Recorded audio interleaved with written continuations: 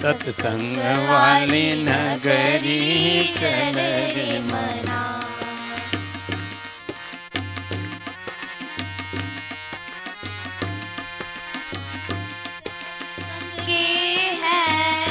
अजब नजारे बहुत सुहाने बहुत ही प्यारे, सत्संग के हैं अजब नजारे बहुत सुहाने बहुत ही प्यारे। सुख शांति का फल रे मना, सत्संग वाली नगरी चल रे मना, सत्संग वाली नगरी चल रे मना।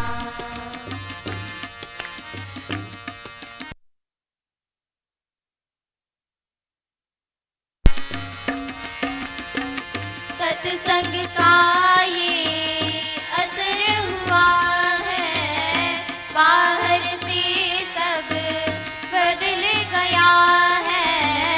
सत्संग का ये असर हुआ है, बाहर से सब बदल गया है। अंदर से तू बदल रे मना, सत्संग वाली नगरी चल रे मना। सत्संग वाली नगरी चल रे मना। आप भी गाओ। नाम का चल रे मना, सत्संग वाली नगरी चल रे मना। सत्संग वाली नगरी चल रे मना। नगरी चल रे मना। चलो भाई, बेटियों के लिए जोरदार ताली बजाओ। सत्संग वाली नगरी में शुरू हो गया कार्यक्रम। अभी पूज्य बापू जी भी आने वाले हैं, उससे पहले थोड़े प्रश्न ले लेते हैं। आपके मन में बहुत उथल पुथल मची रहती है, मन में प्रश्न तो आते ही हैं। तो एक जो है कॉर्डलेस माइक इधर दो बेटियों को। और सबसे पहले जो नए नए बच्चे आए हुए हैं, श्वेत वस्त्रधारी जो श्वेतांबरी हैं, ऐसे इन कन्याओं से चलो, किसके मन में क्या क्या प्रश्न उठ रहे हैं पूछो। हाथ उठा दो और माइक ले लो और अपना प्रश्न पूछो।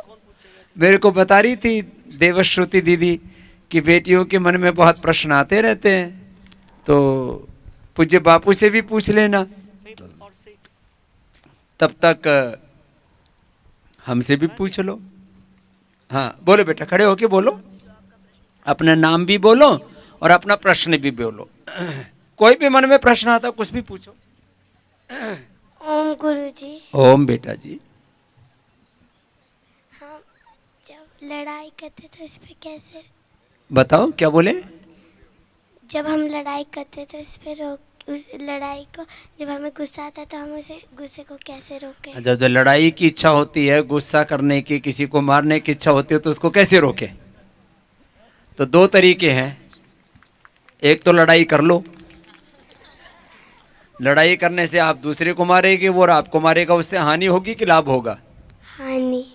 तो ये तो आप जानते हो कि यदि मन में गुस्सा आ रहा है, किसी को मारने की इच्छा हो रही है, किसी के साथ लड़ाई करने की इच्छा हो रही है, और मैंने मारा तो फिर वो भी आपको मारेगी, और फिर गुरुजी ऊपर से मारेंगे, और माता पिता को पता लगा तो वो और ऊपर से मारेंगे, तो 3 बार मार पड़ेगी। पड़ेगी ना एक बात, और फायदा कुछ है नहीं। तो फिर ये काम करना चाहिए कि नहीं करना चाहिए। नहीं। बोलो। नहीं। नहीं। क्या नाम है आपका। आराध्या। आराध्या जी। तो एक उत्तर तो ये मिल गया कि लड़ाई करने से कोई फायदा है नहीं। फिर ये लड़ाई करने की इच्छा क्यों होती है कि या तो कोई दूसरा जो काम कर रहा है वो अच्छा नहीं लगता है ना, हो सकता है वो काम अच्छा भी हो या बुरा भी हो, तो उस पर भी गुस्सा आ जाता है। कई बार तो अपनी कोई गलती बताए उस पर भी गुस्सा आता है ना। तो ऐसे कोशिश यही करो कि झमेले से बच जाओ, है ना आराध्या जी। ठीक है ना। तो गुस्सा तो मनुष्य की एक, ये भी प्रकृति का ही हिस्सा है ना। तो इसको जितना कंट्रोल कर लोगे फिर स्वभाव बन जाएगा उसको सहन करने का, ठीक है ना बेटा। अच्छी बात आराध्या जी। चलो भाई दूसरा प्रश्न पूछो।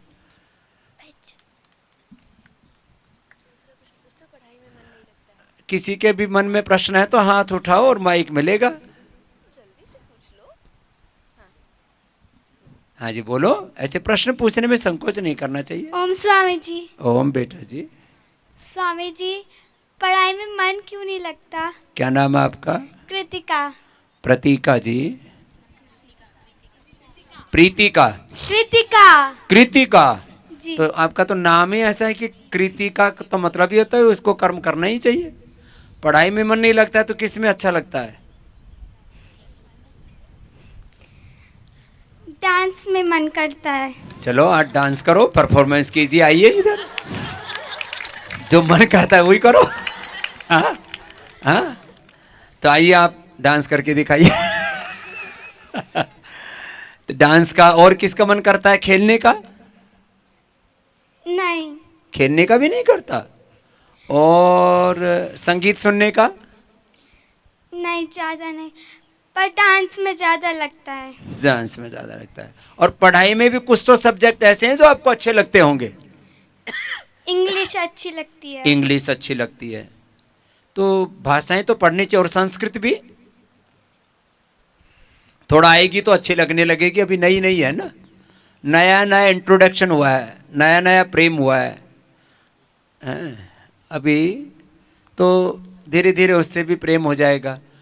तो किसी बात की जितनी महिमा हम ज़्यादा जानते हैं ना, जिसके लाभ, जिसका फायदा, जिसकी महिमा, जिसकी उपयोगिता, जिसके गुण ज़्यादा जानते हैं, वो अच्छा लगने लगता है। अच्छा बताओ, मैं आपको अच्छा लगता हूँ कि बुरा लगता हूँ? अच्छे लगते हैं। मैं अच्छा क्यों लगता हूँ? हैं? क्यों? आप उत्तर दो। क्योंकि क्योंकि आप अच्छा काम करते हैं। अच्छे अच्छे काम करते हैं। हाँ चलो भाई, कृतिका के लिए ताली बजाओ भाई, इसको पता तो सब है। तो जो है, बैठ जाओ बेटा। अब दूसरी बेटी को दो। तो तुम्हारे प्रश्न का एक ही उत्तर है, जो आपको रुचिकर लगता है वो आपको अवसर देंगे, डांस का भी अवसर देंगे, है ना। डांस सिखाने के लिए एक तो सुभी दीदी आई हुई है, ये भी डांस सिखाएगी आपको। और बाकी और भी आप लोगों के लिए डांस का, गेम्स का, अलग अलग गेम्स, अलग अलग प्रकार के डांस और अलग अलग प्रकार के संगीत के श्रेष्ठतम टीचर आपके लिए लगाए जाएंगे। इसलिए आपको सब अवसर मिलेगा, और धीरे धीरे पढ़ते पढ़ते फिर आपका अभ्यास भी हो जाएगा। ठीक है बेटा, चलो बैठो, फिर पढ़ाई में भी मन लग जाएगा। जैसे जैसे आपको पढ़ाई के गुण मालूम पड़ेंगे कि पढ़ने तो बहुत फायदे की चीज़ है, तो वैसे वैसे पढ़ने लग जाएंगे। और पूछो जी। हाँ जी बोलो बेटा जी। ओम स्वामी जी। हाँ जी, ऊपर और ऊपर बैठो ना दीदी, ढलान में नहीं, ऊपर बैठो और ऊपर आ जाओ। हाँ, ऐसे जी।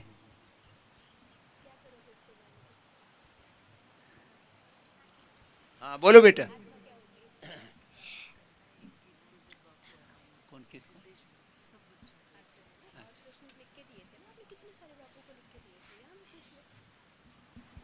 हाँ जी बोलो।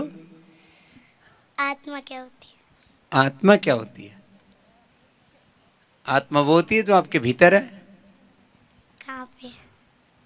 मेरे भीतर क्या है और आपके भी भीतर क्या है? एक तो ऊपर दिख रहा है, ये क्या है? शरीर। शरीर। और जब आदमी को शमशान में ले जाते हैं तब फूंक क्यों देते हैं? मरने के बाद सबको फूंकते हैं ना, शमशान में जलाते हैं ना। क्यों जलाते हैं? बोलो। जिंदा आदमी को जलाते हैं कि मुर्दा को? मुर्दा। मुर्दा। मुर्दा में क्या चीज होती है जो निकल जाती है? जिंदा और मुर्दा में क्या फर्क है बताओ? आत्मा निकल जाए। हाँ, तो आपको तो पता है। इसका मतलब एक तत्व है जो निकल जाता है तब वो मुर्दा कहलाता है, और वो जब है तब आदमी जिंदा कहलाता है। तो आत्मा बस वही है जिसके कारण से ये शरीर जिंदा होता है, इसमें जीवन होता है। जो जीवन जिससे रहता है वो आत्मा है, और वो निकल जाए तो फिर खत्म। इसका मतलब जो भी चल रहा है शरीर में, हाथ पैर लिवर किडनी ब्रेन हार्ट, सारे ऑर्गन्स जिससे काम कर रहे हैं, ये सब कुछ जिससे चल रहा है वो आत्मा है ना? लेकिन वो दिखती नहीं है, समस्या ही है। दिखता शरीर है। क्या नाम है आपका? वर्णिका। ये नाम किसका है? वर्णी का नाम किसका है? आपका है। आप कौन है? आप शरीर हैं कि आत्मा हैं आप? ये नाम तो आपके माता पिता ने दिया आपको। तो ये जो वर्णी का नाम है, ये आत्मा का नाम है या शरीर का? शरीर। शरीर का। ये तो आप बहुत समझदार बेटी हो भाई। वर्णिका के लिए ताली बजाओ भाई, ये तो बड़ी समझदार बेटी है। तो शरीर का नाम है, और आत्मा का तो आत्मा ही नाम है उसका तो सब में एक जैसी आत्मा रहती है। उसमें उसके रहते हुए हमारे जीवन में ज्ञान है, संवेदनाएं हैं। The basic source of knowledge, of emotions, all type of strength is soul. The basic source of all types of knowledge, जो कुछ है हमारे जीवन में, सब ज्ञान शक्ति संवेदना का मूल स्रोत वो आत्मा ही है। उसके रहते हुए हम सब कुछ कर सकते हैं। वो निकल जाता है तो बच्चे भी मरते हैं, कोरोना में, एक्सीडेंट में, कैंसर से। आत्मा निकल गया तो सब बेकार है ना? लेकिन वो आत्मा रहते हुए भी शरीर अच्छा होना चाहिए। आदमी जिंदा तो है लेकिन कैंसर है, बीपी है, शुगर है। आदमी जिंदा तो है, उसका लिवर किडनी फेल हो रखा है। तो शरीर भी अच्छा होना चाहिए कि नहीं होना चाहिए? बोलो वर्णिका जी, शरीर बीमार होना चाहिए कि स्वस्थ? स्वस्थ। तो शरीर भी अच्छा होना चाहिए और इसमें आत्मा भी अच्छी होनी चाहिए, है ना? ठीक, भाई इतनी बात है। फिर कहते हैं ना आत्मदर्शन करना है। तो आत्मदर्शन का मतलब होता है कि फिर हम कई बार शरीर इंद्रियों और मन को अपना मान लेते हैं। उनमें मोह से, अज्ञान से ऐसा आकर्षण हो जाता है, मेरा शरीर ही सब कुछ है, मेरा मन ही सब कुछ है, और मनमानी करने लगते हैं। इंद्रियां ही सब कुछ है, उनके भोग भोगने लगते हैं, उसमें पागल हो जाते हैं। तो वो पागलपन नहीं होना चाहिए। बस यही आत्मज्ञान है। ठीक है बेटा?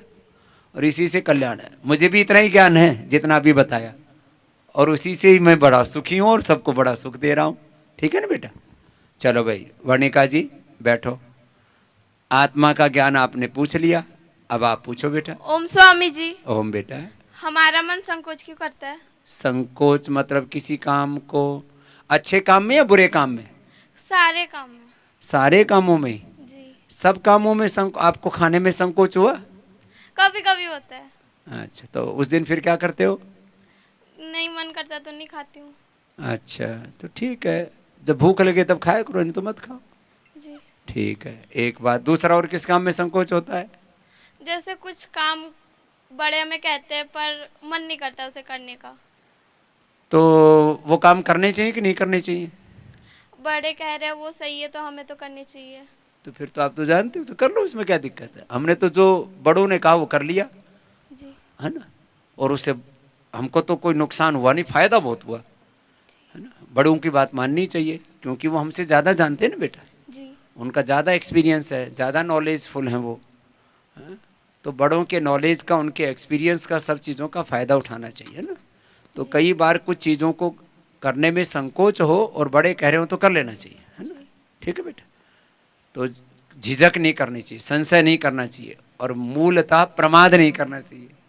क्या बोला? प्रमाद नहीं करना चाहिए। इच्छा न होने पर भी अच्छे काम करने। ये क्या बोला ए बच्चों, बड़े वालों? इच्छा न होने पर भी अच्छे काम, इच्छा न होने पर भी सुबह पसीना बहाना, चाहिए। इच्छा नहीं होने पर भी विद्याभ्यास, करनी चाहिए। इच्छा न होने पर भी योगाभ्यास, करनी चाहिए। इच्छा न होने पर भी अच्छे मार्ग पर चलना चाहिए। ये तो इसमें इच्छा अनिच्छा कुछ नहीं होती है ना। ठीक है बेटा, जी। बैठो और पूछो भाई, इनको दो भाई, ये कुछ पूछना चाह रहे। हाँ उठो। ओम स्वामी जी। ओम बेटा। स्वामी जी, मेरा हर सब्जेक्ट में मन लग जाता है, पर संस्कृत में क्यों नहीं लग पाता? सब में लग जाता है। तो अभी संस्कृत कब से पढ़ना शुरू किया आपने? 2 महीने। 2 महीने से। किम नाम भवत्या? रिद्धिमा। रिद्धिमा। गुरुकुलस्य किम नाम अस्ति?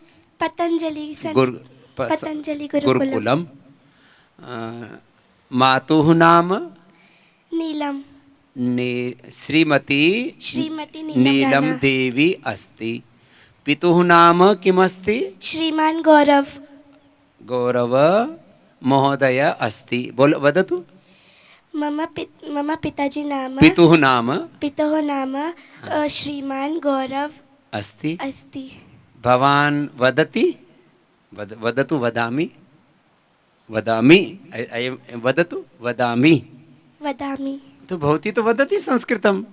अभिनंदनं कुर्वन्तु एतस्याः। भवती तो जानाति, अधुना एव वक्तुं समर्था।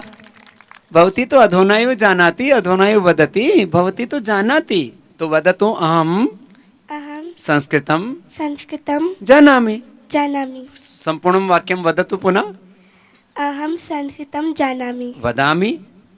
वदतु। वदामि एवं वदतु। वदामि। पठामि। जानामि।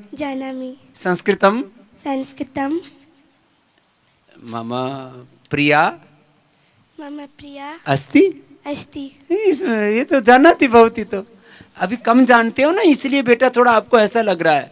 अभी आप और अच्छा जानने लग जाओगे, है ना, तो फिर आपको अच्छी लगने लग जाएगी।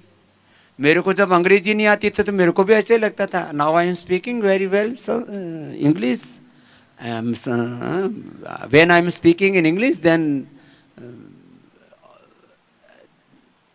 आई एम फीलिंग वेरी प्राइड, क्योंकि मैं संस्कृत भी बोलता हूँ, इंग्लिश भी जानता हूँ, गुजराती पण जाणू छूं, गुजराती पण बात करूँ छूं, 7 भाषाएं जानता हूँ। तो मेरे को अच्छा लगता है।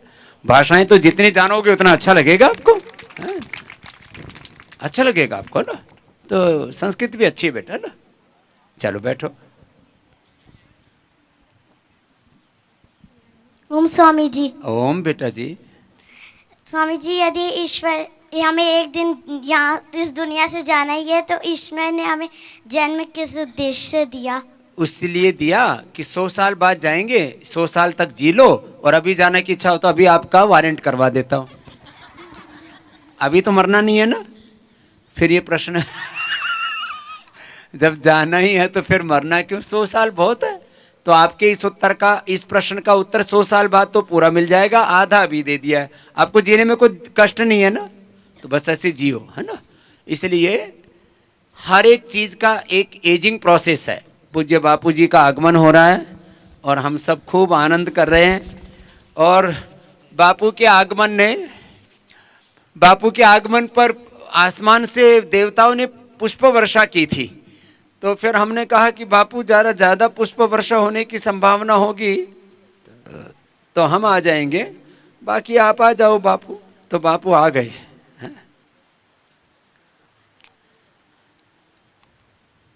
तो सब ओम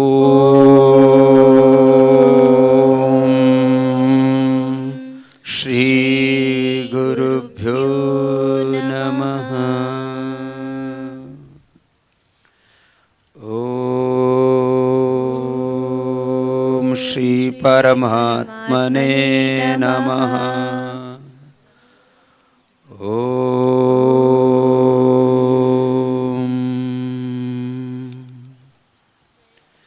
परम ऋषिभ्यो नमः।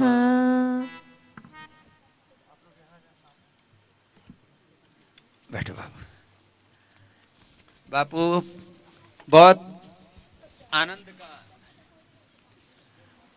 चारों तरफ प्रकृति ने इतना आशीषित कर दिया है कि आनंद ही आनंद है। तो एक छोटी गुड़िया पूछ रही थी, खड़े हो जाओ बेटा, बापू भी उत्तर देना चाहेंगे तो दे देंगे। तो ये पूछ रही थी, बापू जब सबको जाना ही है तो भगवान ने हमको पैदा क्यों किया? तो मैंने कहा बेटा जाने का वक्त तो आएगा 100 साल बाद, अभी आपको जाना हो तो बताओ, अभी भेज देता हूँ। तो बोले नहीं अभी तो नहीं जाना। तो मैंने कहा फिर जियो अच्छे से है बेटा। तो जब कोई चीज़ पुरानी हो जाती है ना, आपके कपड़े कितने दिन तक पहन के रखते हो? 1 2 3 4 5 साल बाद में यही कपड़े जिंदगी भर पहनना चाहते हो कि नए लाना चाहते हो? नहीं। तो फिर हर चीज का एजिंग प्रोसेस है, ठीक है। चलो बैठो बेटा। हाँ जी, दूसरे को दो जी, उधर और पूछना चाह रहे हैं कुछ। हाँ पीछे और एक आधे को पीछे दो, तो फिर आगे वालों को दे दो। हाँ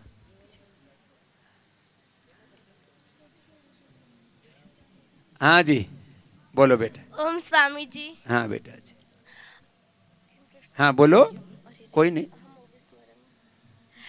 ईश्वर ने तो सबको इतनी बुद्धि दी है, तो इंसान को इतने सिखाना पड़ता है, फिर भी उसको समझ नहीं आता, और जानवर को एक बार समझाने से समझ आ जाता है।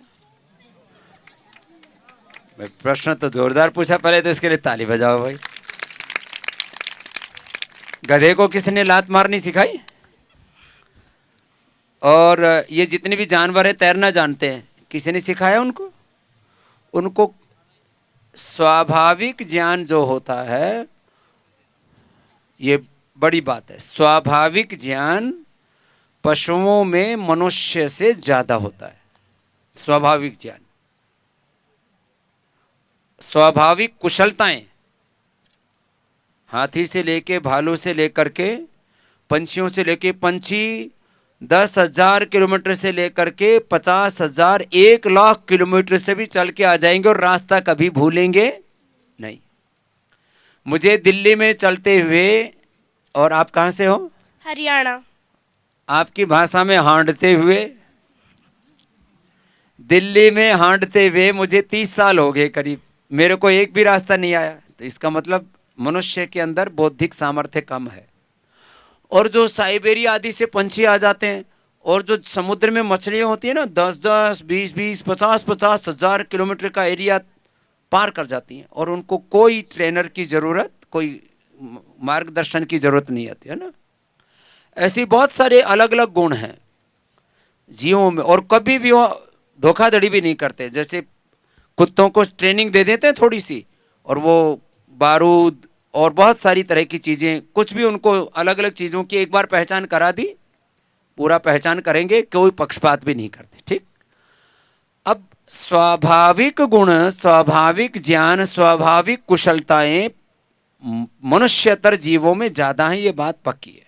लेकिन मनुष्य को यदि सिखाया जाए तो वो इतना कुछ सीख सकता है, इतना कुछ सीख सकता है। और मनुष्य को ना सिखाया जाए तो कोई भी भाषा नहीं सीखेगा, ऊँ ही करेगा।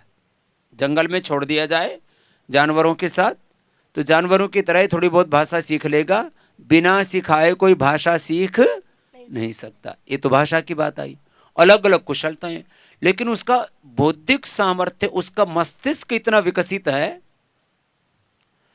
कि वैसा मस्तिष्क दूसरे प्राणियों का विकसित ही नहीं है। हर एक अलग अलग जीवों में respiratory system, circulatory system, heart, brain, kidney, थोड़ा डिजाइन अलग अलग है बेटा, है ना। तो इसलिए उनमें मनुष्य जैसा सीखने वाला वैसा दिमाग नहीं है। अच्छा बताओ, इस बंदर में फुर्ती हमसे ज्यादा है कि नहीं? ज्यादा है। लेकिन उसको ये पता है कि पत्थर भी उठा के फेंका जा सकता है? हैं? बंदर या लंगूर को ये पता है कि पत्थर उठा करके फेंका जा सकता है? नहीं। यदि उसको इतना पता लग जाए तो तुमको जितने यहाँ पर बैठे हुए हो 1 मिनट में सबको भगा देगा। उसको जो है फुर्ती बहुत है, ऊर्जा बहुत है, लेकिन उसको ये नहीं पता कि ये पत्थर को उठा करके ऐसे फेंक भी सकते हैं, बाकी सारे काम कर लेगा वो। ऐसे ही दूसरे जीव हैं, उनको बहुत कुछ पता है, लेकिन वो सृष्टि का बहुत बड़ा अहित कभी भी नहीं कर सकते। आत्मरक्षा में थोड़ा बहुत वो कभी प्रतिकार करते हैं, लेकिन सृष्टि में तबाही नहीं मचा सकते, लेकिन मनुष्य में रचनात्मक सृजनात्मक दृष्टि भी बहुत बड़ी है। ऊर्जाओं का स्तर मापा जाता अलग अलग तरह से, उसकी ऊर्जाओं के स्तर के भी मापने की कुछ पैरामीटर, जैसे बीपी, शुगर, थायराइड आदि को मापने के लिए पैरामीटर बताते हैं ना, कैसे 120 शुगर होना, बीपी होना चाहिए, शुगर जो है खाली पेट 70-80 100 से नीचे होना चाहिए, खाने के बाद भी 125 से ऊपर नहीं जाना चाहिए, कोलेस्ट्रॉल 150-200 के बीच रहना चाहिए। ऐसे ऊर्जा के स्तर मापे हैं, इसके ऊपर बहुत शोध हुआ है।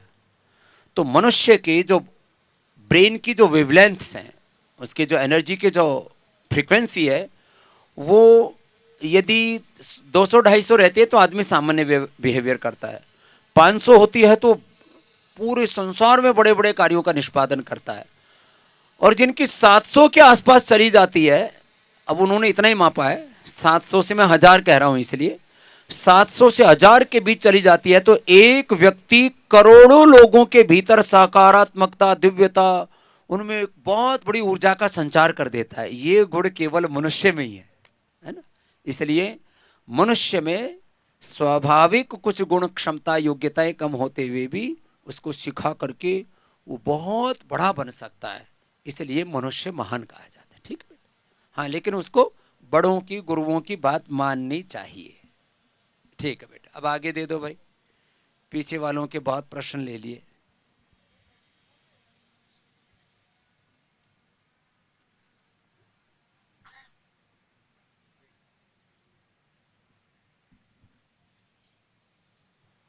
हाँ जी बेटा।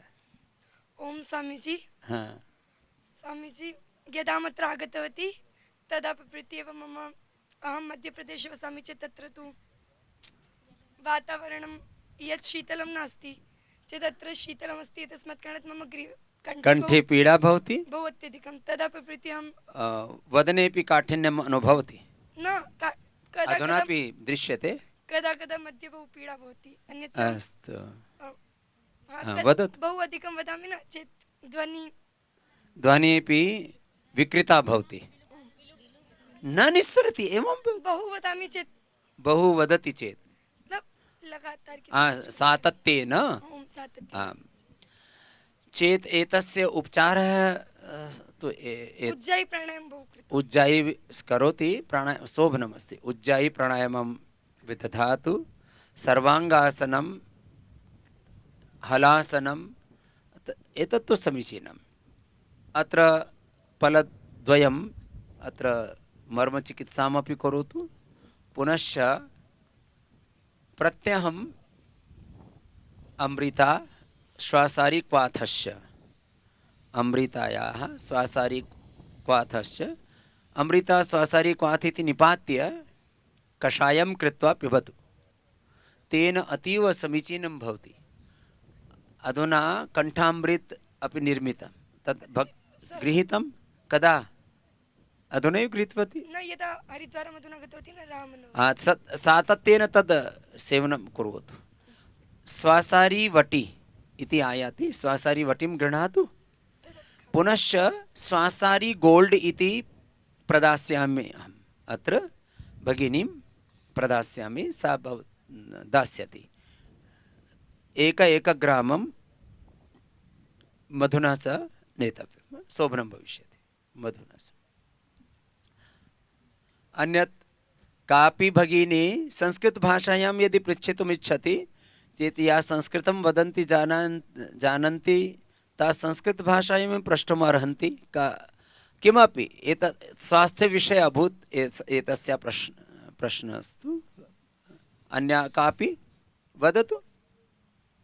अग्रे ये भवत्यास्तु समर्थाः सन्ति, कस्मिंश्चित् अपि विषये यदि प्रष्टुम् इच्छन्ति चेत् प्रष्टुम् अर्हन्ति। आम्,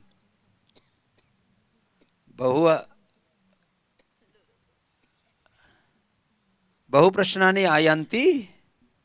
हाँ, पृच्छन्तु, पृच्छन्तु, पृच्छतु निसंकोच भावेन। ओम स्वामी जी। हाँ, यदा वयं समाजे बहु अस्माकं सम्मानस्य बहु अपमानो भवति, प्रतिष्ठायाः अपि, समाजात् बहिर्कृता भवामः, तदा विचलिता एव भविष्यामः स्वाभाविकमेव अस्ति तदा स्थिरता कथं धारणीया भविष्यति समाजः अपमानं यथा यदा करोति भवता सह अपि भवति मम सह अपि तदा स्थिरतां कथं धारयन्ति भवन्तः आम् शोभनं भवत्याः किं नामधेयं दीक्षा दीक्षा तो ज्ञान दीक्षा योग दीक्षा दीक्षा आचरणं योग दीक्षा ज्ञान दीक्षा जीवन दीक्षा ऐसा एव वर्तते निन्दां तु ये विधास्यन्ति एव ये निन्दकाः सन्ति ये ईर्ष्यां कुर्वन्ति प्रतिशोधं हृदये धारयन्ति ये अविवेकिनः सन्ति तेषां स्वार्थस्य यदा हानिर्भवति तो स्वार्थेन ईर्ष्या तथा च अहङ्कारेण बहूनि कारणानि भवन्ति तेन ते द्विषन्ति तेषां दोषो वर्तते पुनः अन्यथा तो कदाचित् लगति एव जगति अस्मिन् अहम् एवं विचारयामि एतत् सत्यमस्ति सर्वेपि जना कदाचित् अपि अस्माकं पक्षे न भविष्यन्ति पक्षद्वयं तु सदा एव भवति रामस्य कालेपि कृष्णस्य कालेपि ऋषीणां युगेपि वैदिकयुगेपि पक्षद्वयं सदा एव भवति अधुनापि भारते अस्मिन्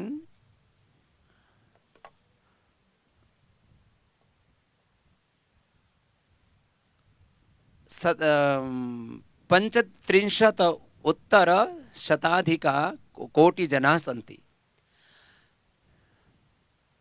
शतकोटितः अधिकजनाः मम प्रति प्रीतिं कुर्वन्ति ये केचन अप्रीतिं कुर्वन्ति तत्र का हानिर्वर्तते तो सर्वे प्रशंसां विधास्यन्ति एवं तु न भवितुमर्हति तत् चिन्ता न करणीया तस्मिन् पक्षे उदासीनता परं तदस्मै तदर्थं एतत्तु प्रयतितव्यं भवति यत् कोऽपि किमपि कथयेत् अहं स्वधर्मे निरतो अस्मि यदि अहं स्वधर्मे मम योगधर्मे संन्यासधर्मे राष्ट्रधर्मे वेदधर्मे ऋषिधर्मे वर्तयामि चेत् अहं सत्यमार्गे अस्मि तदा केऽपि निन्दां कुर्वन्तु तेन कापि वार्ता नास्ति शास्त्रेपि आगच्छति भवत्याः पठन्ति अपि निन्दन्तु वदन्तु निन्दन्तु नीति निपुणा यदि वास्तुवन्तु लक्ष्मी समाविशतु गच्छतु वा यथेष्टम् अद्यैव वा मरणमस्तु युगान्तरे वा न्यायात् पथः प्रविचलन्ति पदं न धीराः निन्दन्तु नीति निपुणा के नीति निपुणा ये नीति निपुणा सन्ति तेऽपि निन्दन्तु नीति धर्मे प्रतिष्ठितापि निन्दां कुर्वन्ति तदापि न विचलितव्यं निन्दन्तु नीति निपुणा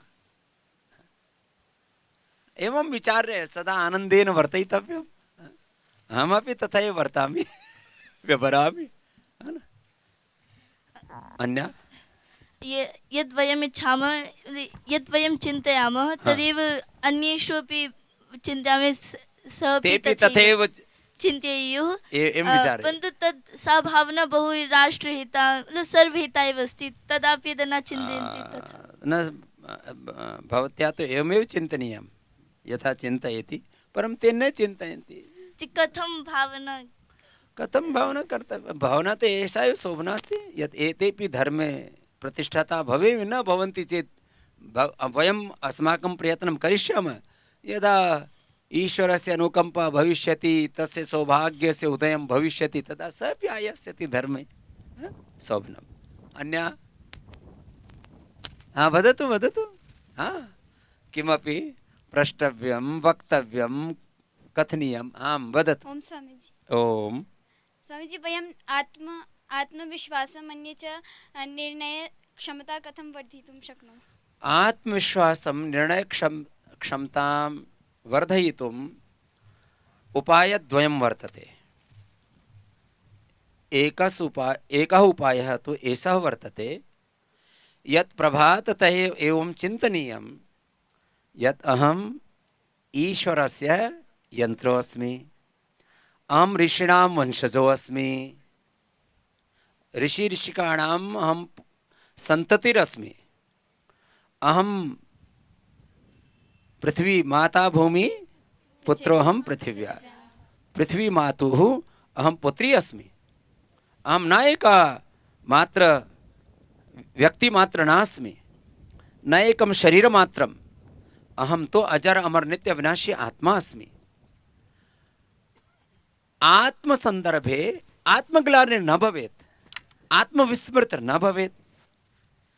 आत्मविस्मृतिर् यदा भवति तदा तो आत्मग्लानि आयास्यति, नैराश्यम् आयास्यति, क्लैब्यम् आयास्यति। किं कथयति भगवद्गीतायां भगवान्? क्लैब्यम् आस्मगमः पार्थ नैतत्त्वय्युपपद्यते क्षुद्रं हृदय दौर्बल्यं त्यक्त्वोत्तिष्ठ परन्तप। तो क्षुद्रं हृदय दौर्बल्यं त्यक्त्वा भवती स्वधर्मे आत्मधर्मे वर्तयतु। यदा आत्मधर्मे वर्तयिष्यति चेत् उत्साहम् आयास्यति। अहं प्रभाततः उत्थाय विचारयामि, अहं ऋषीणां वंशजो अस्मि, सदैव वदामि अहम् एवमेवं चिन्तयामि। उत्साहस्य मूलस्रोत विचारे वर्तते। तन्मे मनः शिवसङ्कल्पमस्तु। शिवसङ्कल्पम् एव उत्साहस्य सूत्रं वर्तते। एका उत्साहस्य वार्ता तो एषा अस्ति। पुनः यद्वयं परितः पश्यामः तादृशी भावना अस्माकं मनसि आयाति। तो एवमेव सदैव यथा अस्माकं बापू महाभागाः वदन्ति स्म, स्वीकार्यता, सकारात्मकता, सृजनात्मकता, सदैव दिव्यता, दैवी संपद विमोक्षाय निबंधाय सुरीमत मा शुचः संपदम दैवीम्। तो एवं विचार्य सर्वदा एव जगति अस्मिन् पक्षद्वयं वर्तते। नैराश्यस्यपि कारणानि दृश्यन्ते परितः, परं नैराश्यं न विचार्य सदैव अस्मिन् जगति अनंत कारणानि सन्ति, तान् दृष्ट्वा दृष्ट्वा सदैव उत्साहे भवति आत्मानं स्थापयितुं समर्थः अस्ति। तं तु सर्वत्र अहं परितः यत्किमपि पश्यामि सर्वत्र मम अहं तो सर्वनामरूपेषु ईश्वरस्य प्रत्यक्षम् अनुभवामि। सर्वत्र अहम् एवम् अनुभवामि। सर्वे प्रसन्नतया तिष्ठन्ति, वृक्षाः प्रसन्नतया तिष्ठन्ति, एषा नदी प्रसन्नतया निर्वहति, उपरि पश्यामि, आकाशे पश्यामि, सूर्य चंद्रमसि सर्वत्र अहं तो उत्साहमेव पश्यामि सर्वस्मिन् अस्मिन् जगति। तथा बुद्धौ श्रवणम् अन्विच्छ, तो सदैव एवं मनसि दिव्यतां स्थापयतु, दैवी भावं स्थापयतु, सत्वं स्थापयतु, धर्मं स्थापयतु, तदा उत्साहेव निवसिष्यति। पुनः केवल मात्र विचारेण न भवति, यथा दृष्टं यथा श्रुतं तथैव आचरणीयं भवति। आचरणेन उत्साहः आयाति। केवलं पठनेन, केवलं दर्शनमात्रेण, विचारमात्रेण अपि न भवति। ये उत्साहवर्धकानि कार्याणि सन्ति, यानि उत्साहवर्धकानि कार्याणि सन्ति तानि विदधातु। सदा उत्साहे निवसिष्यति यथा अहं वर्तामि। उपविशतु। अवगतम्? हाँ। अन्य? हाँ। अच्छा, उधर भी दे दो भाई। हाँ।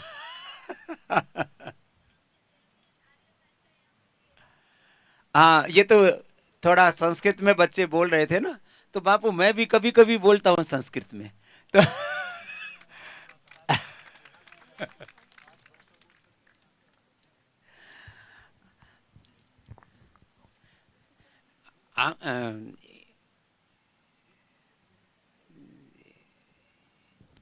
अंग्रेजी में मैं when I am feeling difficulty then I am speaking in English.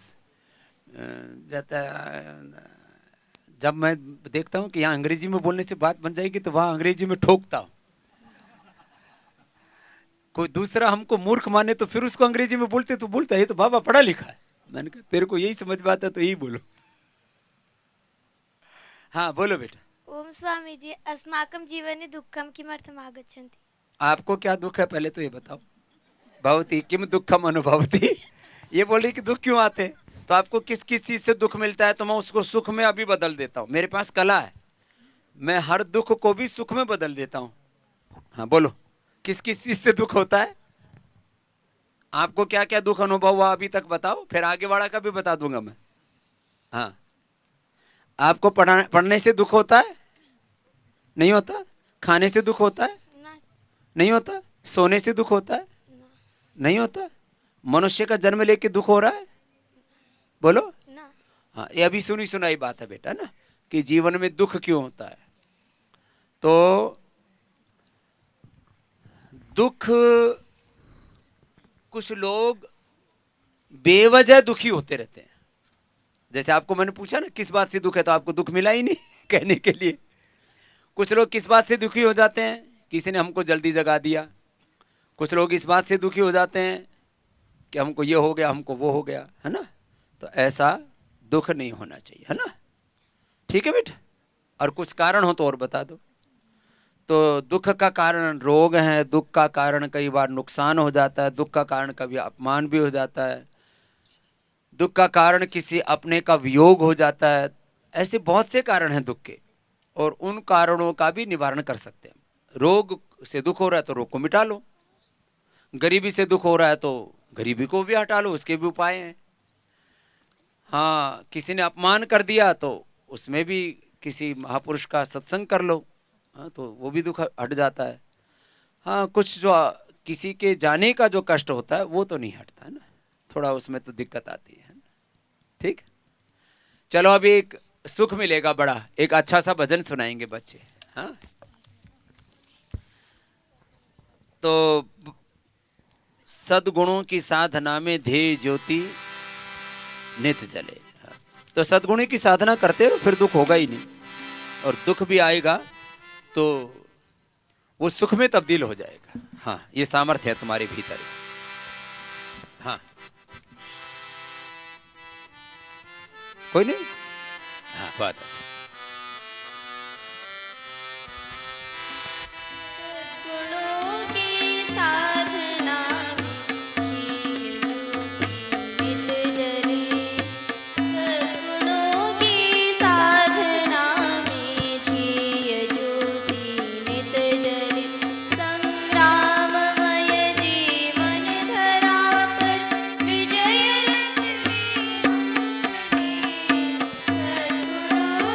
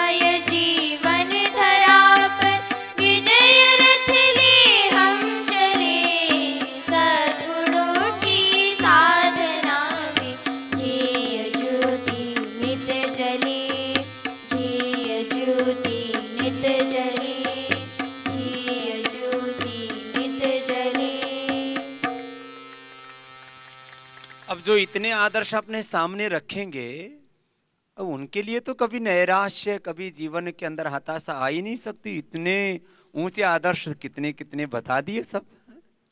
और अपने आप को हमेशा ऋषियों के वंशज मानते हैं तो वो भी गाओ। ऐसा सुबह सुबह ऐसा चिंतन हो जाए कि ऋषि संस्कृति की पुनः प्रतिष्ठा, हम ये संदेशा लाए हैं और हम पतंजलि गुरुकुलवासी ऋषियों के वंशज आए, तो अपने आप को ऋषियों का जो उत्तराधिकारी, ऋषियों का वंशज मानेगा, तो फिर तो सदा आनंद में रहेगा। चलो सब गाओ मिलके।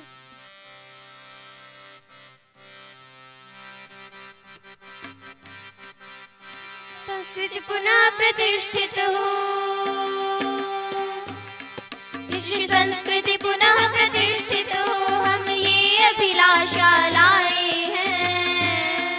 हम पतंजलि गुरुकुलवासी ऋषियों के वंशज आए हैं।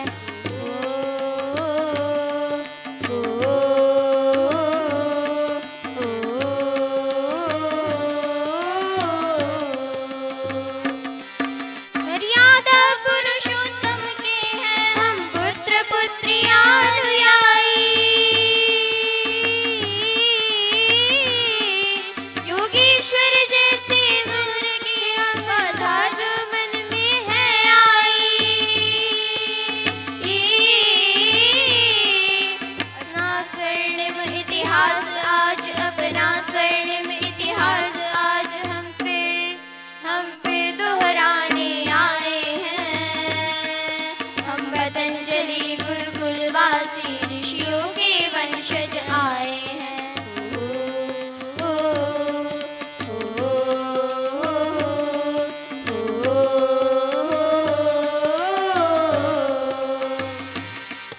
है नाना कौशल से विकसित वे ज्ञान ज्ञान से पूर्ण धरा।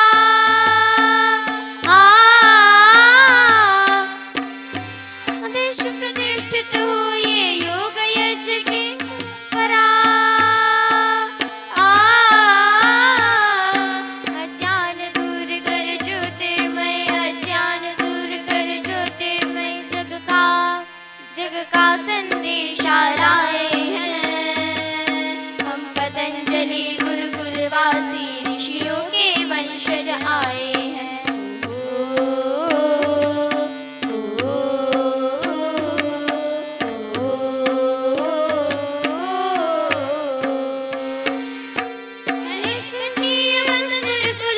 ऋषियों को फिर से लाना है।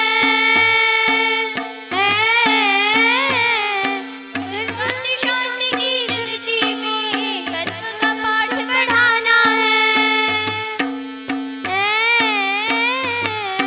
गौतम कणाद और पतंजलि, गौतम कणाद और पतंजलि हर दिल में जगाने आए हैं। हम पतंजलि गुरुकुलवासी ऋषियों के वंशज आए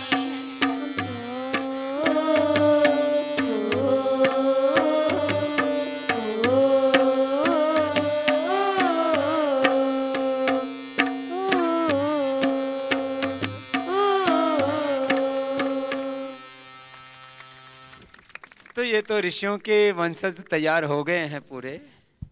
और एक बेटी ने प्रश्न पूछा था आपके आने से पहले कि तू कौन है, मैं कौन हूँ, ये प्रश्न पूछ रहे थे। तो ये बच्चों ने एक भजन बनाया बापू, ये मरी आचार्य जी ने बनाया।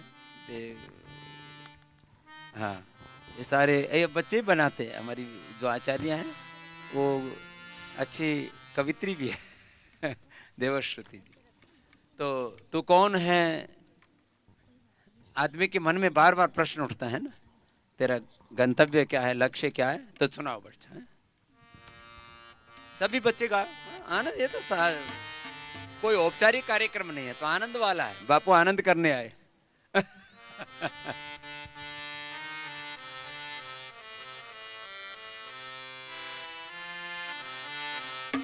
तू कौन है, तेरा नाम क्या, तेरा नाम क्या, तेरा नाम क्या। तू कौन है,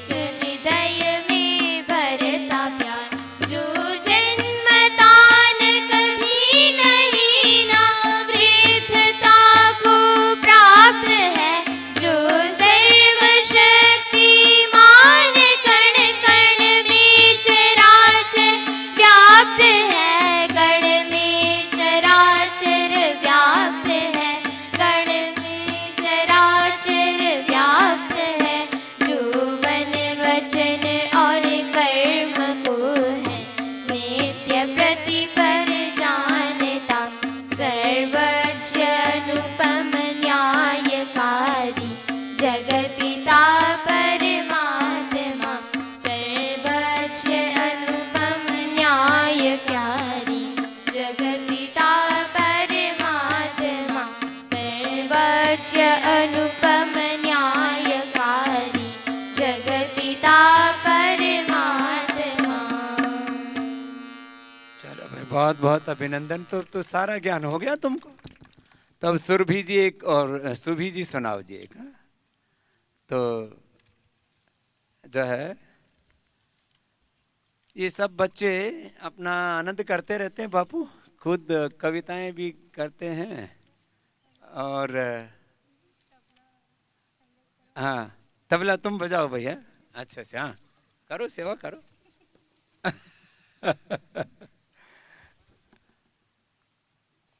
वही चलेगा। हाँ।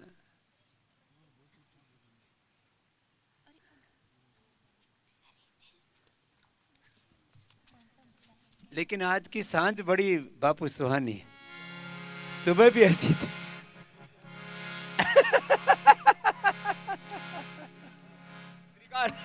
त्रिकाल में आनंद है, बापू कह रहे था। बापू का आनंद है तो हमारा भी आनंद है, तो बापू के लिए जोरदार ताली ठोको भाई। हाँ? गाली तो मुफ्त में मिलती है, तो ताली भी अपने मुफ्त में लो, क्या दिक्कत है। तुम गगन के चंद्रमा हो, मैं धरा की धूल हूँ। मैं धरा की धूल हूँ। तुम गगन के चंद्रमा हो, मैं धरा की धूल हूँ। मैं धरा की धूल हूँ। तुम प्रलय के देवता हो। तुम प्रलय के देवता हो। मैं समर्पित फूल हूँ। तुम हो पूजा, मैं पुजारी। तुम सुधा में प्यास हूँ। तुम सुधा में प्यास हूँ।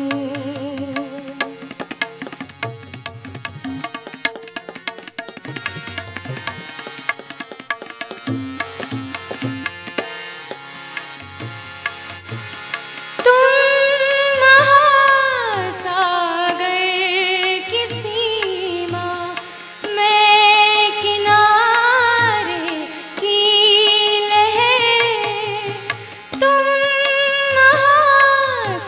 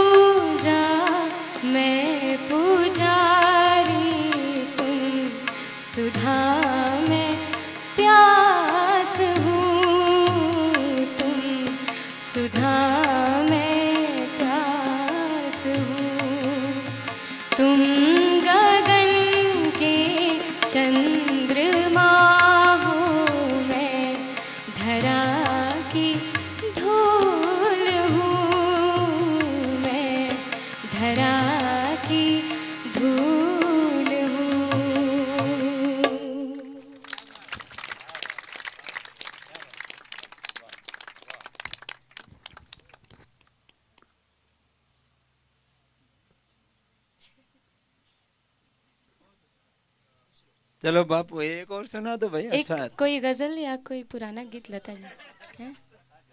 गजल क्या? जी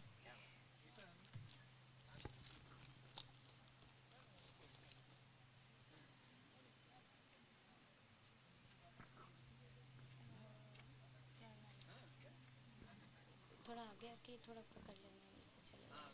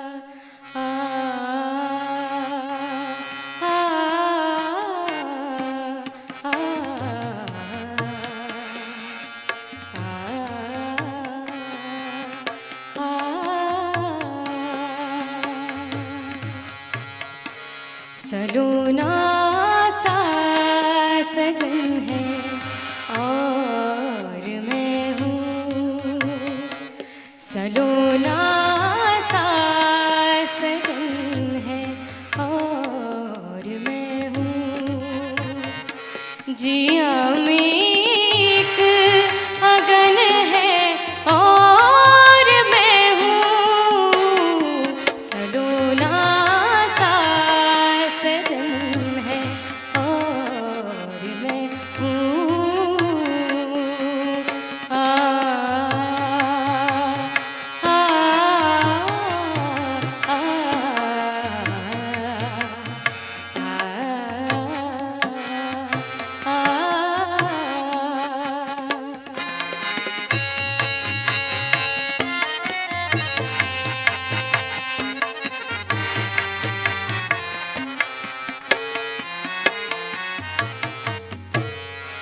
तुम्हारे रूप की छाया में साजन, तुम्हारे रूप की छाया में साजन, बड़ी ठंडी जलन है और मैं हूँ, सलोना सा सजन है और मैं हूँ।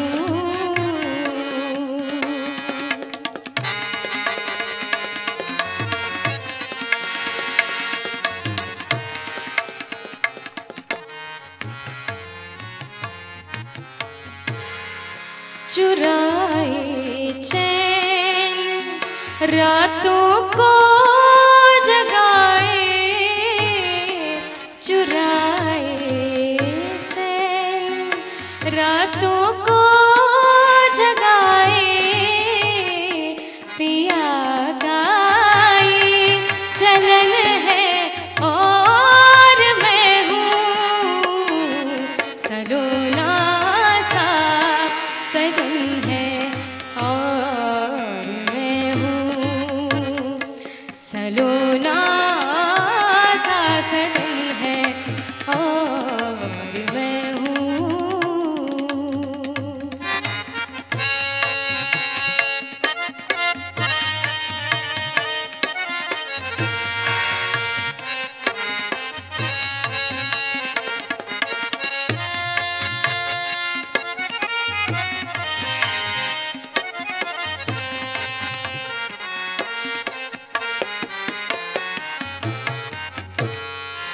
रचेगी जब मेरे हाथों में मेहंदी,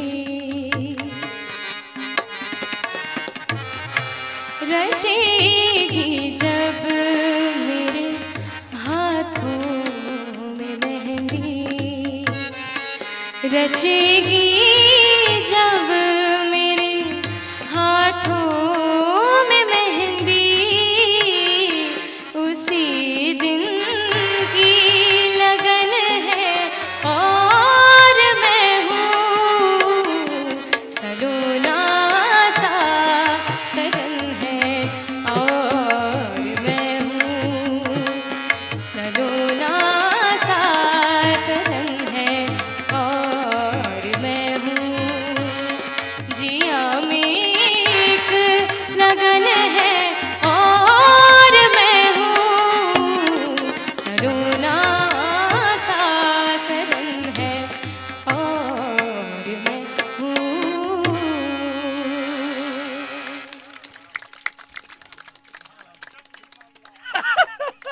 ये बाबा जो है कबाड़ा कराएगा।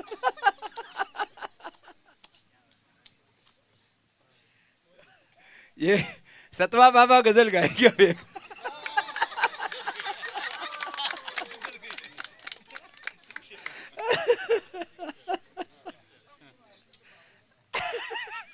अच्छा, गजल आती तो बाबा नहीं बनते।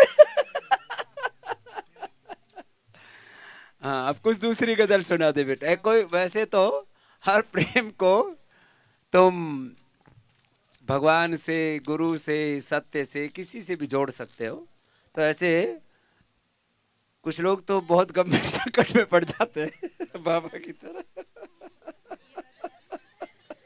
धर्म खतरे में आ गया था बाबा का।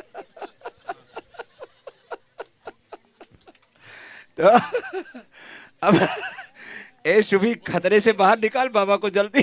दूसरी गजल सुना।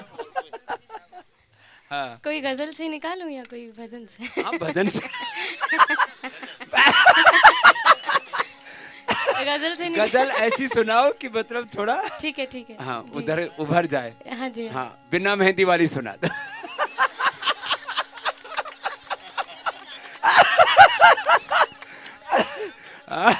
कहा कहा बाबा के हाथ में मेहंदी रचा दी तो और कुछ कबाड़ा हो जाएगा।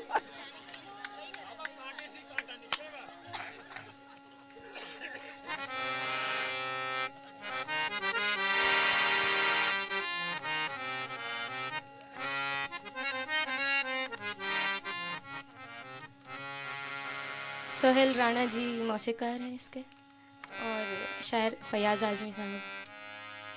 आज जाने की जिद ना करो, फरीदा खानम जी।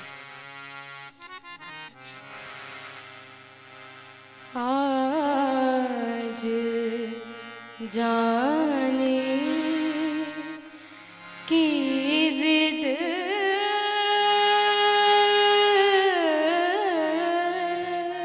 ना करो, आज जाने की जिद ना करो, आज जाने की जिद ना करो, यूं ही पहलू में बैठे रहो, यूं ही पहलू में बैठे रहो, आज जाने की जिद ना करो। हाय मर जाएंगे हम तो लुट जाएंगे, हाय मर जाएंगे हम तो लुट जाएंगे, ऐसी बातें किया ना करो, आज जाने की जिद ना करो।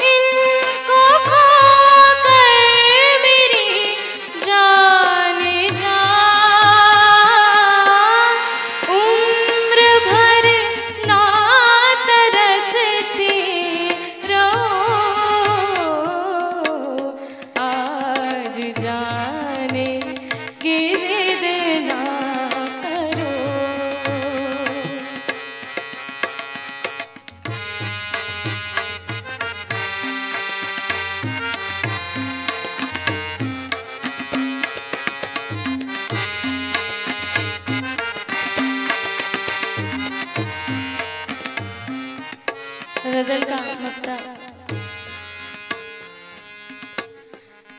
कितना मासूम रंगीन है ये समा, हुस्न और इश्क की आज मेराज है, हुस्न और इश्क की आज मेराज है।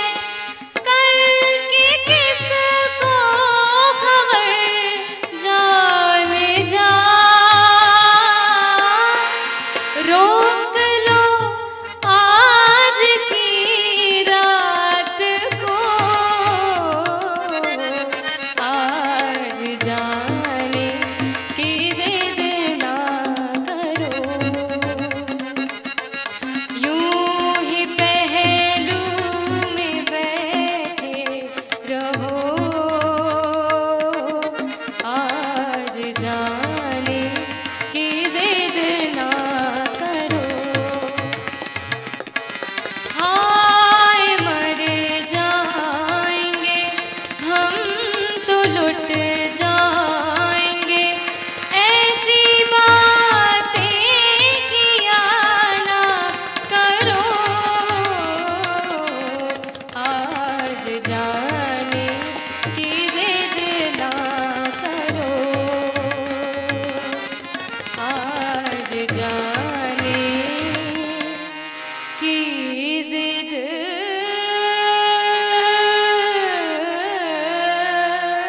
ना करो।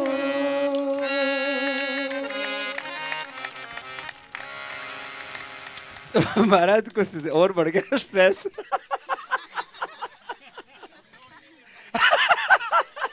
तो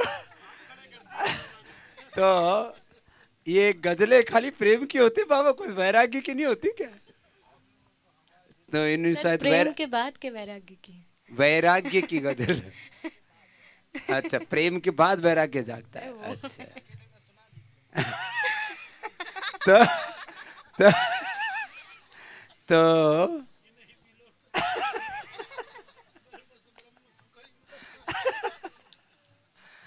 तो ये गजलों में ज्यादातर जो है जिस्मानी प्रेम की बातें लोग लिखते हैं, लेकिन जो भगवान के प्रेम के पथ पर हैं, जो विवेक के पथ पर हैं, तो वो विधाता पिता परमेश्वर से भी ऐसा ही नित्य शाश्वत प्रेम कर सकते हैं। लोग छोटे छोटे प्रेम करके खुश हो जाते हैं और हाय मर जाएंगे लुट जाएंगे फिर भी वही गाएंगे।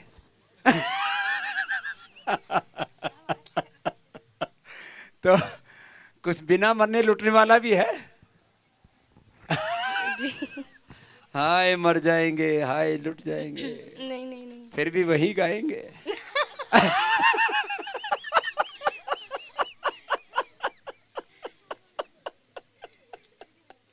तो बिना मरने लुटने वाला भी सुना दे, नहीं तो हमारा बाबा जो है ये बेहोश हो जाएगा।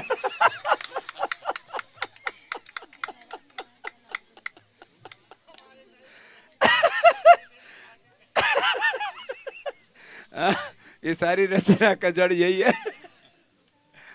कोई भजन सुनाओ बेटा। हाँ हाँ।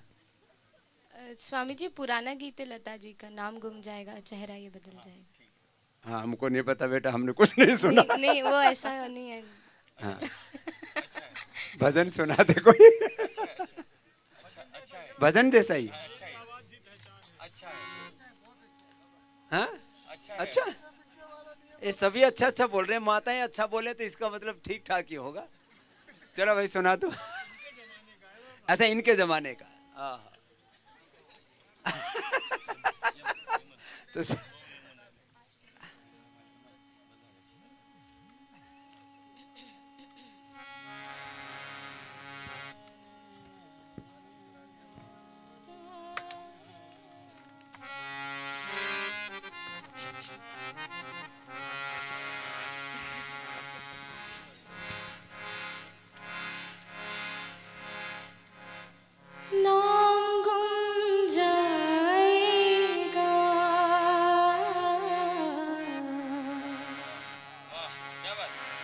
चेहरा ये बदल जाएगा,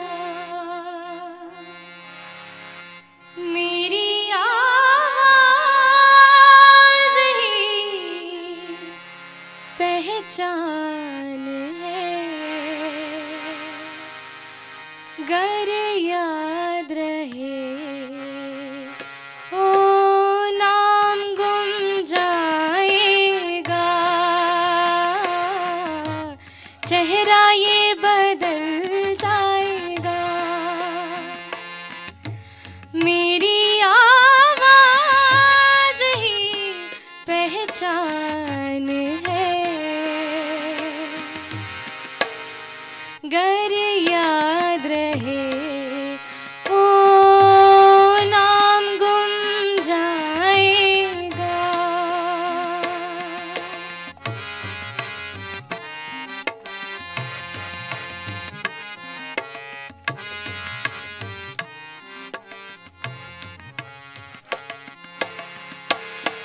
वक्त के सितम कम हंसी नहीं, आज के यहाँ कल कहीं नहीं। वक्त से परे अगर मिल गए कहीं ओ नाम गुम जाएगा, चेहरा ये बदल जाएगा, मेरी आवाज़ ही पहचान है। गर याद रहे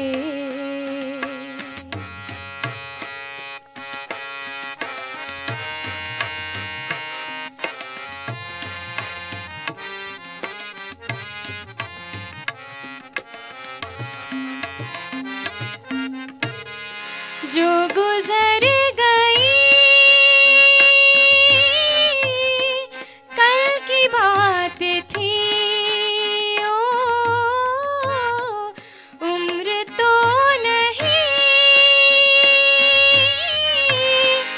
एक रात थी, रात का सिरा फिर मिले कहीं ओ नाम गुम जाएगा, चेहरा ये बदल जाएगा, मेरी आवाज़ ही पहचान है। गर याद रहे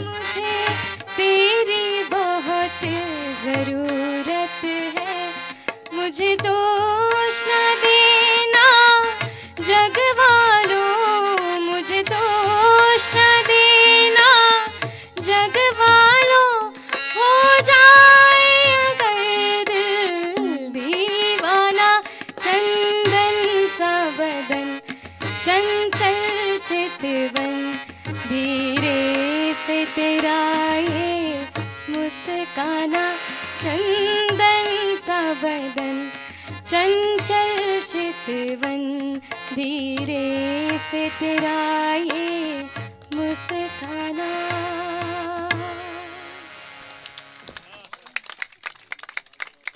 हमने तो पहली बार सुना और हम तो बापू ये बता, हमको कुछ भी समझ में नहीं आया। हमने बहुत कोशिश की इसका क्या अर्थ लगाए। तो शुभांगिनी किधर है? चलो आप एक कविता सुनाना चाहते हैं। हम देखो भाई थोड़े से ना बहुत बावले बाबा हैं, तो हमको ज़्यादा समझ में आता नहीं, और कोई पिक्चर देखी नहीं, कोई सीरियल देखा नहीं और सीरियसली लिया नहीं। इसलिए जो सुनाया बेटी ने बहुत बहुत आशीर्वाद। अब जो है शुभांगी के लिए, चलो जी कविता सुनाओ। बच्चों के जो है इनके भोले मन की कविताएं सुनते हैं। सुनाओ सुनाओ। हाँ, बच्चों ने अपने आप रचनाएं की हुई। हाँ चलो अपने अपने रचनाएं और लेके आओ। हाँ ये तो पुरानी पुरानी घिसी पिटी बातें बहुत सुन ली, नई नई सुनाओ। हाँ। जीवन में भरा पड़ा है संघर्ष, जीवन में भरा पड़ा है संघर्ष, बिना संघर्ष के नहीं प्राप्त होता कोई लक्ष्य, उद्यम से ही प्राप्त होता है अपार हर्ष, निकलता इससे यही निष्कर्ष, निकलता इससे यही निष्कर्ष। दुनिया में कभी अकेला चल, किसी कार्य का न मिले जब हल, दुनिया में कभी अकेला चल, किसी कार्य का जब न मिले हल, ईश्वर का ध्यान करना जरा एक पल, मिलेगा तुम्हें ईश्वर द्वारा दिया अद्भुत अद्भुत बेहतरीन फल, मिलेगा तुम्हें ईश्वर द्वारा दिया बेहतरीन फल। अकेले कभी नहीं हम होते हैं, अकेले कभी नहीं हम होते हैं, रोए गाए नाचे या जब हम सोते हैं, ईश्वर संग हमेशा हमारे होते हैं, तो फिर हम परेशान क्यों होते हैं। मनचाही बात जब विफल होती है, परेशानी हर इंसान में जन्म ले लेती है, अज्ञानता के वशीभूत इसका शिकार बन जाते हैं, बुद्धिमान ही इस भवसागर से तर जाते हैं, इस भवसागर से तर जाते हैं। ये दुनिया बड़ी निराली है, ये दुनिया बड़ी निराली है, कहीं भरी है तो कहीं खाली है, कहीं दुख है तो कहीं खुशहाली है, अपने अंदर समता तो एक योगी ने ही पाली है, एक योगी ने ही पाली है। ये हमारी बहुत अच्छी बेटी है शुभांगिनी। कई सारी कविताएं दूसरी भी सुना दे, क्या है 30-40 कविताएं लिख रखी, अलग अलग विषय में लिख रखी। तो बच्चे जो है ऐसे संघर्षों में और ऐसे संकटों में भी कैसे संभल के रहना है, जो बचपन से ही सीख लेते हैं तो फिर वो कहाँ कैसे डगमगा सकते हैं। हाँ। गुरु गुरु पूजन जीवन का आधार बने, गुरु पूजन जीवन का आधार बने, गुरु की छाया में ये सारा संसार पले, मानवता मानव के अंदर तब उतरे जब गुरु का आशीर्वाद मिले, जब गुरु का आशीर्वाद मिले। गुरु एक ऐसा सागर है, गुरु एक ऐसा सागर है जिसमें रत्नों का अपार गागर है, जीवन उसका हो गया उजागर है, जो गुरु के आशीषों को पाकर है, जो गुरु के आशीषों को पाकर है। गुरु एक ऐसा दिव्य प्रकाश है जिसके वचनों को सुन हुआ न कोई हताश है, गुरु अब पर अपने किया जिसने विश्वास है, वो आज दुनिया का बना सरताज है, वो आज दुनिया का बना सरताज है। जिस दिन गुरु का न होता दर्शन, जिस दिन गुरु का न होता दर्शन, उस दिन फीका पड़ जाता है दिनकर, उस दिन फीका पड़ जाता है दिनकर। आओ इस गुरु पर्व पर प्रण करें मिलकर, हर गुरु का सम्मान करेंगे जीवन भर, हम गुरु का सम्मान करेंगे जीवन भर। जहाँ से इसकी पंक्ति चेंज होती है। दुनिया में सबसे मीठी सबसे सच्ची गुरुवर की वाणी है, दुनिया में सबसे मीठी सबसे सच्ची गुरुवर की वाणी है, इस वाणी से श्रद्धा करने वाला बन बैठा ज्ञानी है, ये वाणी ही तो दुनिया का उद्धार कराने वाली है, इस वाणी के कारणवश ही तो सबने सच्चे कर्मों की आदत डाली है। चलो भाई शुभांगी के लिए ताली बजा दो भाई। हाँ? ये सब बच्चे कविताएं भी लिखते हैं। और क्या क्या लिख रखा भाई किसने? आज तो बच्चों को सुनने आए हैं बापू। हाँ सुनाओ, संस्कृत में भी सुनाओ, कुछ संस्कृत में, कुछ हिंदी में, कुछ इंग्लिश में। हाँ सुनाओ।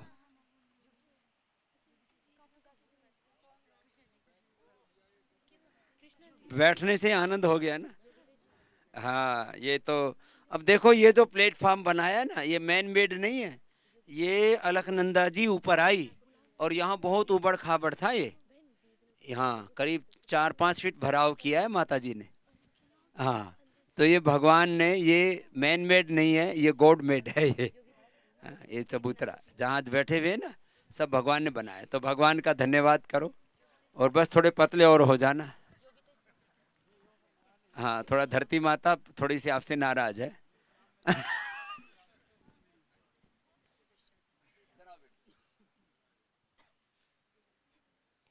त्वमेव सौम्यं सुखदं सुशान्तं भावप्रधानं ज्ञानस्वरूपं माइक पास में रखो। हाँ सुनो सुनो, तम क्या चेहरा क्यों ढक रही हो इतना? इन्हें कह क्या इसको? नहीं, अच्छा इसको नीचे रखो, ऐसे रखते हैं पढ़ते समय ना, ऐसे रखो। हाँ ऐसे पोजीशन। त्वमेव सौम्यं सुखदं सुशान्तं भावप्रधानं ज्ञानस्वरूपं विसृज्य रागः तथा कामक्रोधः मया क्रियते तुभ्यं नमो नमस्ते, मया क्रियते तुभ्यं नमो नमस्ते। त्वमेव प्रेरकः जीवनस्य, त्वमेव शर्मा त्वमेव मर्म, मम शं करोतु नित्यं सदैव, एतद्महं त्वं प्रार्थयामि। न दूरव्यसनं न दूरभावना, निर्मलचित्तं निरोगी देहं, नैव तु कलहं नैवाभिमानः, पुण्यमयं स्यात् जीवनं हि मम। अहमपि त्वयि त्वमपि मायि, प्राप्ते हि मार्गं सन्ध्या हि नित्यं, मम साधना तव दिव्यपथि स्यात्, नैव तु स्खलनं नैव विस्खलनं, नैव तु स्खलनं नैव विस्खलनं। संस्कृत में गीतिका लिखते बच्चे अपने, इनको अब आचार्य प्रचेता जी अभ्यास कराते बैठे उधर, जो है दुबले पतले से प्राण अटक रहे हैं।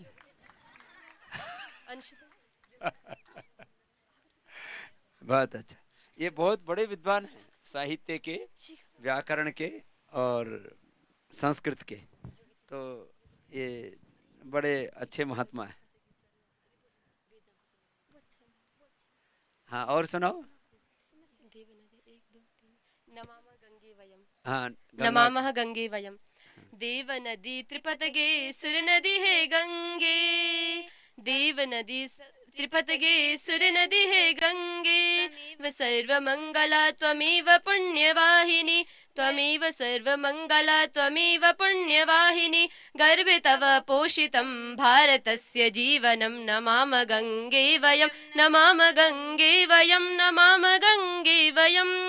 भारतीय शास्त्रे लिखितं तव गौरवं, देवभूमि भारते व्याप्तं तव सौरभं, विधि शास्त्र विशारदा कुर्वन्ति तव पूजनं, नमामः गंगे वयं, नमामः गंगे वयं, नमामः गंगे वयं। मातृभक्ति भावेन कुर्म तव साधना, तव जले प्रवहति अस्माकं सद्भावना, त्वमेव मम देशस्य प्राचीन संवेदना, नमामः गंगे वयं, नमामः गंगे वयं, नमामः गंगे वयं।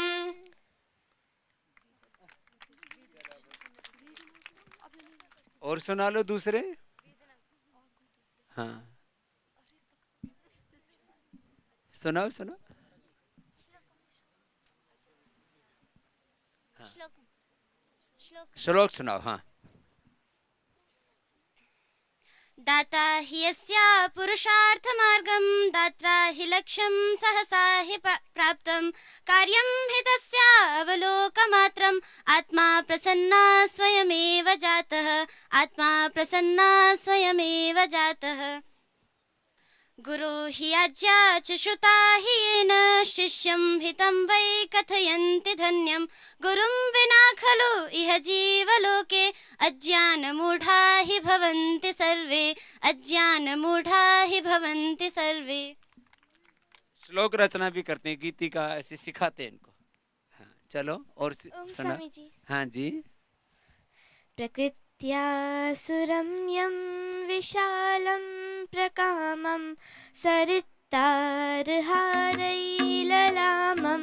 विकामं, हिमाद्री ललाटे पदी चैव सिन्धु, प्रियं भारतं तत् सदा दर्शनीयं, प्रियं भारतं तत् सदा दर्शनीयं। सुधीरा जना यत्र युद्धेषु वीरा, शरीरार्पणेनापि रक्षन्ति देशं, स्वधर्मानुरक्ता सुशीलाश्च नार्य, प्रिय प्रियं भारतं तत् सदा श्लाघनीयं प्रियं भारतं तत् सदा श्लाघनीयं प्रियं भारतं तत् सदा वन्दनीयं प्रियं भारतं तत् सदा वन्दनीयम्। धन्यवाद। પાલનપુરથી છે તું? હા તો સારી દીકરી હા. એ તો સંસ્કૃત પણ બહુ સરસ આવડી ગયું. धन्यवाद क्या बात, स्वामी जी। बहुत आशीर्वाद, ताली बजाओ भाई गुड़िया के लिए।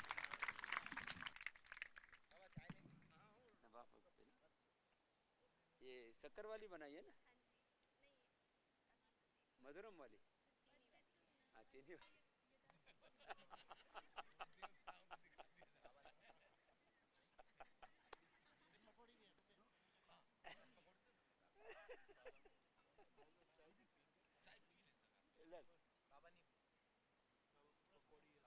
पकौड़ी खिला।